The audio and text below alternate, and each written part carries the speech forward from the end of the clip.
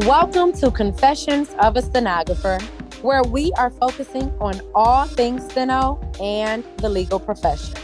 Thanks for tuning in. I am your co-host, Shacara Mapp, a real-time freelancer, cart provider, and instructor in Michigan. Today, I will be speaking with one of my favorite men of court reporting, Mr. Scott Wallace, RPR, RMR, CRR, RDR, former supervisor of the court reporting department for the U.S. District of Columbia Federal Court, who is presently an official court reporter of the Eastern District of Virginia Federal Court. Woo, that is a mouthful. There isn't anything this man has not done. Ladies and gentlemen, please welcome none other than one of my favorites, Scott Wallace. Good afternoon, everybody. And Shacara, I am so happy to be here with you and having this opportunity to speak with everyone. Hey, Scott, welcome. Thank you for joining us. So I just have a question for you. Are you ready to confess or what? Absolutely. I'm ready to confess it all. All right. I like the sound of that. All right. So I know who Scott Wallace is, but tell our listeners, who is Scott Wallace? Can you just give us a brief background of who Scott Wallace is? Sure, absolutely. Scott Wallace, obviously, is a court reporter, a federal court reporter, as you said, here in the Eastern District of Virginia. I'm also a father, a Christian, and a huge James Bond fan, for those of you who don't know me. I have been reporting for over 22 years. I started as a reporter in city court, common pleas court, and then federal court. That's a little bit about me. I suspect you'll have other questions that will allow me to tell you more about me. Absolutely. So, Scott, how did you get into stenography? And did you have a dream job or career before discovering court reporting? Well, my dream job would have been to be a James Bond type secret agent. All right, 007. That's right. That's at least what I told my sixth grade class at our graduation when asked that question. But, you know, life comes and life goes. And as you grow older, you realize that you're not cut out for everything you want to do. I actually decided that I was going to follow the path of becoming an attorney. And then I realized that that's a lot of school. It's a lot of years, about 7, I believe, to become an esquire. And I decided, well, maybe I'll start out as a paralegal. So I went to a school in Cleveland, Ohio that taught paralegal, legal secretary, and court reporting. And I met with the president of the school. And one of the questions that was asked of me is, what I wanted to accomplish out of coming to their school, the Academy of Court Reporting. And I said, well, I really just want to make sure that when I'm done with this program, I have a good profession, a stable profession, and can make decent money. And at that time, I thought that was going to be as a paralegal. But all of a sudden, my life changed when they asked me, had I ever heard of court reporting? I told them, of course, no, not really. What is that? And the gentleman showed me a machine. He told me that I should come back and visit one of the classes. He indicated to me that at the time, which was 1987, he told me that there aren't very many Black reporters in the profession, and there are hardly any Black men. So if you were able, and he told me that if I was able to graduate and succeed, that I would be a rare reporter. And so for me, I found that interesting. And then I found the machine more interesting. And from day one, after seeing the machine and after visiting one of the classes, I was in love with court reporting. I knew that was going to be my profession for the rest of my life. All right. I love it. And I just want to correct that same person. It wasn't if you finished and became a reporter. It was when you finished and became a reporter. Absolutely. So you have explained a little bit about your schooling, but can you explain your schooling journey? Did you have any obstacles? And if so, How did you push through the process with getting certified? So as a student, you're going to be one of two types of student. You're either going to be that person who catches on very quickly and finds the coursework to be not as challenging as some who have to work harder at it. I fell into the previous. For me, court reporting was very natural, and I excelled right away. And I'm not trying to be braggadocious at all, but I passed my first class, which was 80 words per minute at the end of the quarter. And every class after that, I passed 2 speeds in a quarter. 2 speeds in a quarter,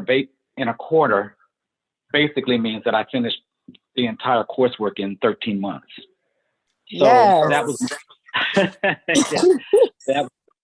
that was my journey. To me, court reporting, the machine was like playing a game, and I loved to play that game. So I played it eagerly every day, and I was blessed enough to live with my parents at the time, who allowed me to live there without paying them. So all I did was go to school. I was a career student, and I woke up every day excited about going to school. I would come home from school and practice the lessons that you have to do 3 times each lesson. And then I started planning what I was going to wear to school the next day. So I was just into it. All right. Well, so based on all of the certifications you had, I pretty much know this answer, but for our listeners, how important is certification for you? And can you share the certifications that you've obtained, if you have any others that I may have missed? No, I think you got them all, Shacara. I think you listed them all in the exact order that I got them in. Obviously, to me, certification is very important. You have to be certified in some states to even work in those states. But more importantly, I think certification denotes a commitment to the profession and a commitment to your learning. Certification tells the world that you are not just good, but you are one of the best. It to me, justifies why we get paid what we get paid, why we are as good as we are. Certification tells the whole world that you're not just somebody who can type on a typewriter, but that you have proven to the world that you can type accurately, 95% accuracy of any material. So to me, certification is very important. All right. For those that may be struggling with certification, or may have really bad test anxiety, or just having a hard time passing tests, what tips do you have to offer? So for me, I think one of the biggest suggestions I can make to anybody who is having a hard time passing tests, whether it's in school or after school trying to get your certifications, is to calm yourself down.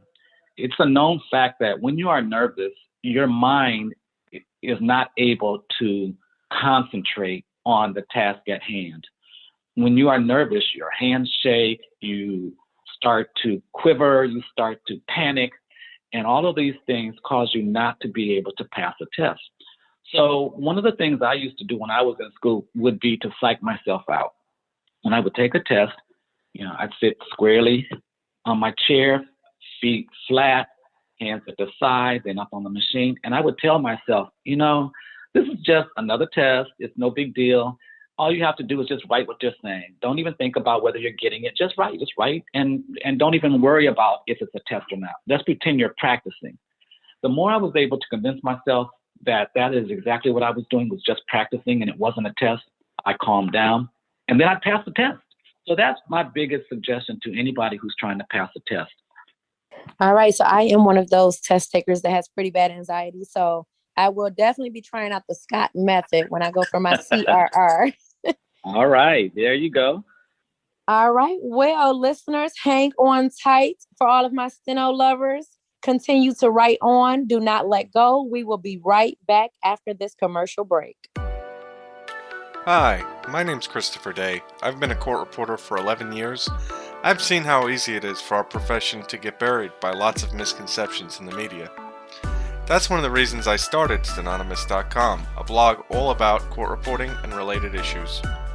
For example, maybe you saw in the news that court reporters were only 80% accurate when tested on a specific English dialect. Readers of my blog know that 80% is actually twice as good as the average person and up to 4 times as good as automatic speech recognition. With no dialect training, we're the best. With dialect training, we're unstoppable. The news wouldn't report that, so I did.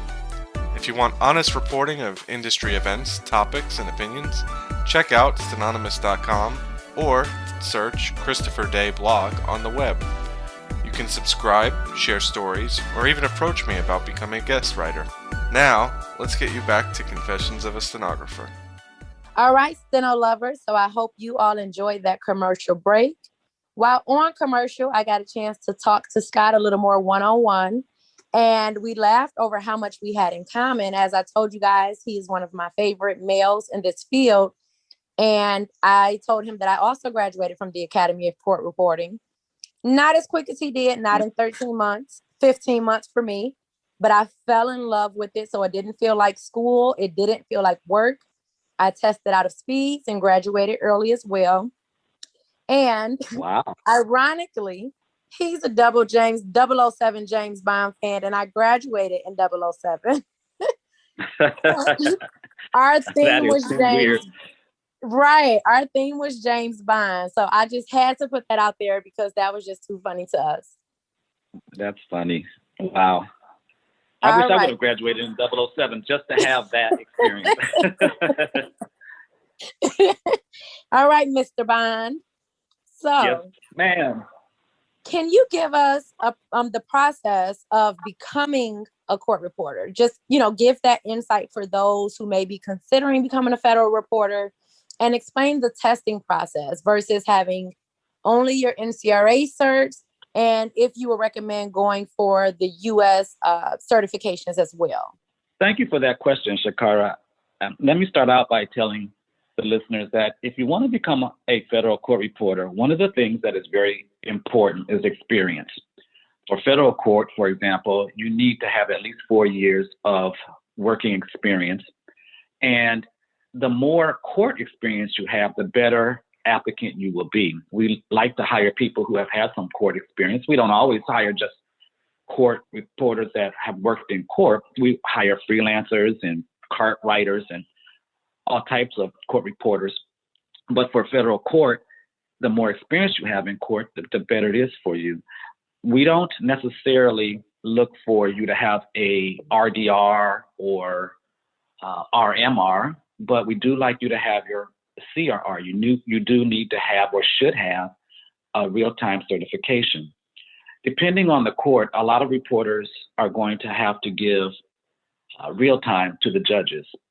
In DC, almost all of the judges would get real-time feeds. So we would look for people who had real-time certification. So all certifications, any certification will help, but real-time is one of the best things that you can have when applying for a federal court position. All right, definitely good to know. Thank you. What Sure. are the benefits of working in federal court? There are a lot of benefits for working in federal court. For one, it's stationary. I remember when I first started, I ended up starting as a freelance court reporter. And one of the things that I thought I would like, but didn't quite like, was the fact that I didn't know where I was going every day. Let me change that. I knew where I was going. It would just be someplace different. And so to me, I didn't quite like bouncing around the city. You'd have to find new law offices. You'd have to worry about getting stuck in traffic in areas that you didn't know about. So for me, I like, number one, the idea of going to one stationary place. There is, of course, the fact that federal court pays well. One of the things I like about being an official, whether it's federal court or any court, is that you not only have a full-time regular job that you do, but you also have a side gig. Most people don't realize, I think, when I talk to people who aren't reporters, that we get paid twice. We get paid once by the court to sit down and take down the proceedings verbatim. That's one salary. And then our side gig is making transcripts, preparing transcripts and selling those. Your notes are your work product, and you are allowed to and expected to make transcripts and get paid for it. So that's another good thing about working in a court, and especially a federal court. Another thing, of course, is all the benefits you get. There's health care and life insurance policies. There's all kinds of things that federal court reporters get as a reporter in a court. Payment times two. That's what I'm talking about. That's what it is. Do you have any memorable moments that you would like to share from your time as a federal reporter in the supervisory position when you were in the District of Columbia? And then if there's something that you'd like to share as far as memorable moments in your current position. Well, thank you for that question, Shacara. I have a lot of memorable times in my life working as an official court reporter. But one of my favorite memorable times happened when I wasn't a court reporter, and it has to do with my very first interview. I was going to apply for a job in Columbus, Ohio, and I went down and spoke with the owner of the firm, and the interview itself went really well. I felt good about it. I thought I did a good job. And so then after that, he wanted me to go out with him to a deposition, which I did. Went to the deposition. I came back, and right as we were saying goodbye, he asked me for my notes so he could take a look at them. Fine, no problem. Well, I went to open up the case that my Steno machine was in and the notes were in. And when I opened it, it slipped out of my hand, the case, and fell on the ground. Oh my and God. The paper notes started blowing across the park, across the driveway. And the more I tried to get the paper up, the more the paper would blow. And it was funny, but it was embarrassing. And I guess the moral of the story was that he was still willing and in fact did offer me the job, even though I had an embarrassing moment with my paper flying back across the parking lot. These were back in the days when we had paper. We didn't have machines that had SD cards and micro SD cards and anything like that. Back then, you wrote to paper and you read your notes from paper. That's how you made a transcript. Now, as far as court experience in the federal court, wow. So I've had a lot of interesting cases. I've been on the Microsoft case. I've been on Bill Gates' case. I have really enjoyed the vast variety of different types of work that we have in the federal court. I can't think of anyone that stands out as super memorable because a lot of them were. So I guess I don't really have a direct memory of anything that I can think of right now. But if I think of it, I'll let you know. Well, I think the story you gave trumps all. That is definitely an experience, but I'm glad you were able to still get the job. Yes, I am too. Scott, as a former supervisor, what were some of the things you looked for in a candidate? And is it just the certifications or is there more to the process? Shacara, thanks for that question. That's a really good one. As a supervisor, of course, we are looking for people who have certifications. If we can find someone with a higher certification, that's one of our first choices. And of course, we want people who have experience if possible. Again, you need 4 years of court experience usually, or freelance experience to even be considered. But that's not really the main thing that a supervisor like myself looks for in an applicant. What we really want is someone who is a team player, someone who is committed to going above and beyond when needed. There are times when we have emergencies. There are times when things don't go as planned. And you don't want somebody who feels that they can only work for one judge or they can only work, a certain set of hours. Sometimes you have to go above and beyond and work more. More importantly, you want somebody who can get along with others because you have to do trials together. You have to work together.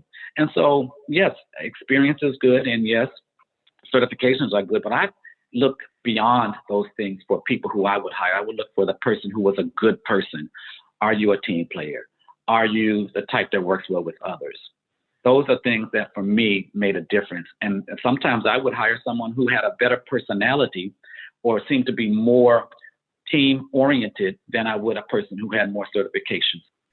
All right. So that goes into my next question, but it kind of also answers it. Is that what you would use to distinguish the difference in a good reporter and a great reporter? Absolutely. That's absolutely right. You hit the nail right on the head. All reporters who come and apply for a position at the federal court can type on the machine. That's not the issue. And we all can type. We all have finished school. If you're applying for a federal court position, you've obviously finished school. So we know you can type, and we know you can type at least 225 words a minute. Again, a good reporter is somebody who can do the job. A great reporter is somebody who can do the job and then some, and do it with a smile on their face. All right, Steno lovers. Well, you have just heard from a great reporter. So hang on tight. We will be right back after this commercial break. Christopher Day again. Just wanted to take the time to share a little more about my blog at stenonymous.com. Not only do I have factual reporting, but I also dive into matters of opinion or conclusions to be drawn from the facts. For example, maybe you saw online that an automatic speech recognition company raised millions of dollars and was set to disrupt the court reporting industry. One of my posts dives right in on that. If they had a product like that, we know it would be bought out because industry giants have spent billions of dollars on far less impressive computer programs. That's just one of the ways we know they're not even close to what court reporters can do. If you like critical thinking and want to get a fresh perspective on topics like this, just make sure to check out stenonymous.com. Have a great suggestion for my resource page? Write me at chris@stenonymous.com. Together, we can build the industry and platform amazing content just like the podcast you're listening to now. Welcome back, Steno lovers. I hope you enjoyed that commercial break, and I hope you're enjoying hearing from our Mr. James Bond, great reporter, federal reporter himself, Scott Wallace. All right. So, Scott, for the students that are listening out there, what advice do you have to offer? Well, I think some of the advice I would give might sound like a cliche. I'm sure reporters hear all the time, don't give up, keep trying, hang in there. But that really is the key. I believe that if you are going to go into this profession, you have to be able to accept the fact that you're not going to pass every test the first time. Sometimes you have to retake the test over and over and over again. We used to call it getting stuck in the profession. Mm-hmm. When you're in a certain speed, I think if I could call myself getting stuck, there was a speed that took me the whole quarter. Instead of passing 2 speeds in a quarter, one took me a full quarter. And I remember thinking, oh my God, maybe this isn't for me. Maybe I'm not getting this. But then you have to remember that if it was that easy, if you could just go in and take a test and pass the very first time all your tests, everybody would be a court reporter. Who wouldn't want to make great money and have great options, a freelance or official? So I would tell myself, or I would tell others, that if it was that easy, everybody would do it. So just hang in there. That's my advice to students. Excellent, excellent advice. For the reporters that are tuning in, Scott, do you have a message you would like to share for those of us that are not quite where you are, but are trying to get there? Absolutely, absolutely. I think one of the things I would suggest to my colleagues, other court reporters who are in the field, is to stay engaged and consider supporting your national or state or even city court reporting association. They are, I don't think it's any secret that over the years, people have thought that court reporting would disappear, that we would be replaced by tape recorders and video machines. And the reason why we haven't been replaced in large part, other than because we provide real time and tape recorders and video machines can't do that, is that we have lobbied for our positions. We have lobbied for our careers. We have done the work. We have gone to Congress. We have gone to the House of Representatives. We do things to make sure that our profession does not go anywhere, and we're very well represented. So I think to my colleagues, I would suggest that they consider serving on a board of any organization whatsoever. You, for example, Shacara, are doing above and beyond now by even just doing this podcast. Shanice is going above and beyond. There are so many that go above and beyond, and we can't just leave it to the few. We have to leave it to the masses. Yes, yes. All right. Well, now it is time for the Steno news that you can use. Greetings. I am John Dripps, NCRA's Vice President of Finance and Human Resources, and I am here with Shanice Day to deliver all the Steno news that you can use. Join us for NCRA Spring Fling 2021. Shed the winter blues and earn some CEUs at NCRA Spring Fling 2021. On March 20th, this all-day event features sessions on education, financial planning, government relations, NCRA Strong, and so much more. There will be 8 sessions available, and each session is worth 0.1 CEU. Registration is now open until March 19th at 3 p.m. Eastern Time. If you have not renewed your NCRA membership, there is still time to do it and be included in ProLink, our member directory formerly known as the Sourcebook. And for NCRA members, please visit www.ncra.org and log into the portal by May 15th to ensure your information, shown under My Sourcebook listings, is correct in the directory. Also, if you're interested in advertising in ProLink, make sure to check out the March sale prices. Nominations and applications are open for several recognition awards and student scholarships. These include CASE scholarships, NCRA A to Z scholarships, CASE Award of Excellence, Fellow of the Academy of Professional Reporters, and NCRA's Distinguished Service Award. The deadline for the Stenographer Milton H. Wright Memorial Scholarship has been extended to April 1st. One more reason that joining NCRA is a great idea is that you have a chance to win. Someone who joins NCRA before April 30th will be chosen to win a $100 Amazon gift card. Find out more details about all of this at ncra.org. And that's all the Steno news that you can use. Scott, now we will touch on networking. This is a big, big thing in the court reporting industry. How important is networking to you? And speaking of networking, we do have our national convention coming up this July, I believe, July 29th through August 1st. Yep. Will you be attending the Vegas convention with the rest of us if the world is open and allowing us to do so? Absolutely, I will. I miss the conventions. I miss being with my colleagues. One of the things that I think people miss out on when they don't go to the convention is the camaraderie. It's not just learning extra things and learning about your field and what's the new technology, but you are surrounded around like-minded people. And the best way to improve yourself is to be around people like yourself. So Absolutely. I plan on, yep, absolutely. So I plan on going. If I don't go, it'll only be because my judge is in trial. Because of the pandemic, of course, our trials are backed up. And my judge has already told me, once we start back up, you're not going to have much free time. So I'm praying that I will be able to go. Because again, I think it's very important to network. One might think that it's just an opportunity for freelance reporters to network and get to meet other possible clients, because sometimes there are attorneys there, but it's also for officials as well. It's very important that we keep in touch with each other and help motivate each other. That's one of the things that I should have probably suggested to the students as well, is that when you're in school, take the time to get to know one of your colleagues, one of your classmates, because there's going to come a point when you're going to need to support each other. Somebody's having a bad day. Don't worry about it. It's going to be okay. I didn't pass that test that same day either. So for me, networking is very important. So Scott, Steno in the City, which is where I met you, can you share with our listeners your take on Steno in the City, DC? What was that like?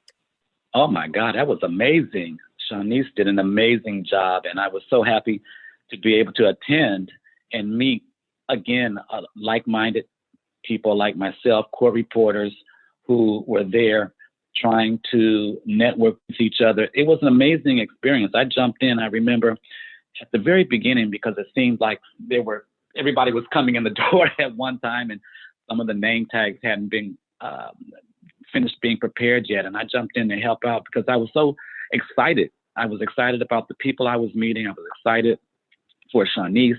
And I wish we could do that twice a year, to be honest with you. But, thankfully, there are other things that we can do to stay in touch with each other. It was just amazing.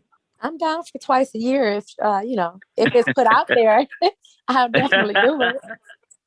Well, I knew it was a lot of work, so I don't know, how Shanice feels about that, but it definitely was worth it because it was a great experience. It really was.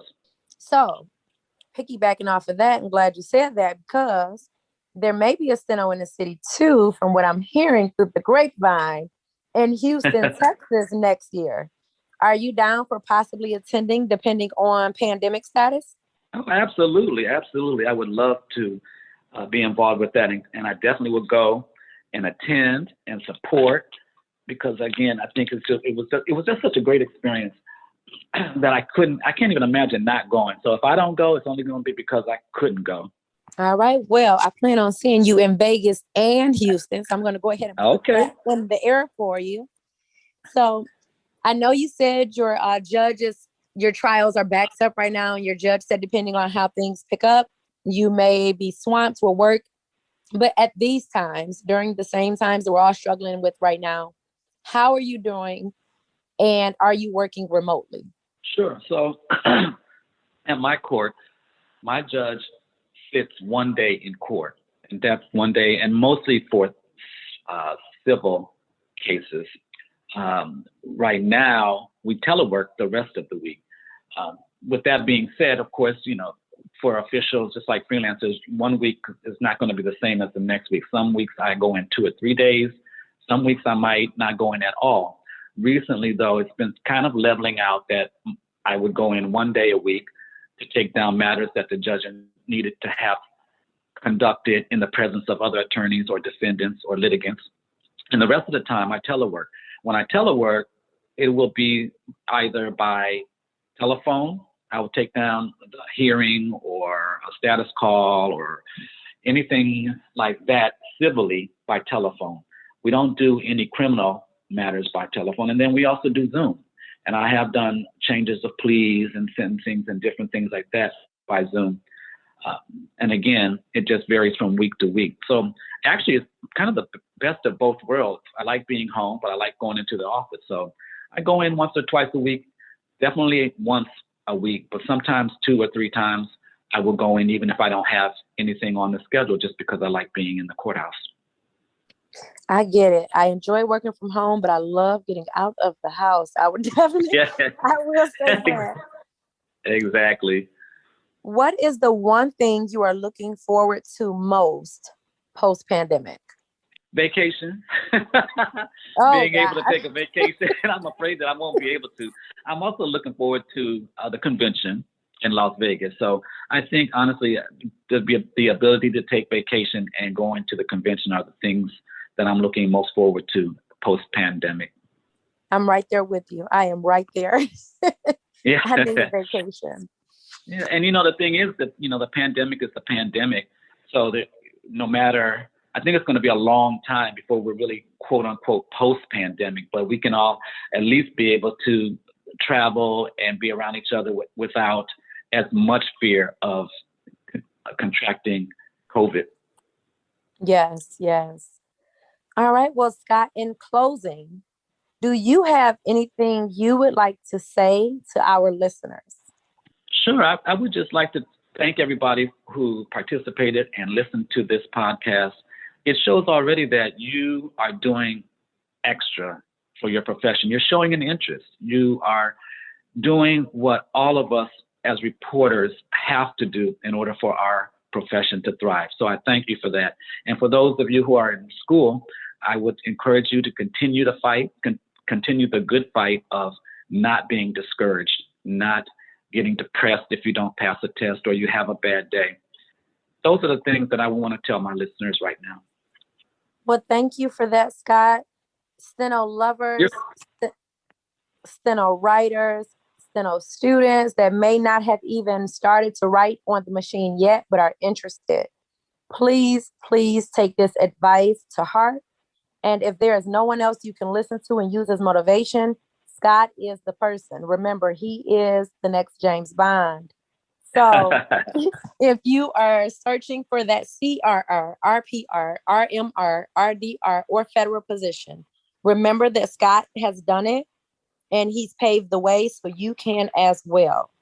I'd like to thank everyone that took the time out to check this podcast out. You are greatly appreciated. This podcast was designed just for you and to add value to our profession. Scott, thank you again. Thank you for imparting so much wisdom. And thank you for being you. I appreciate you. My pleasure.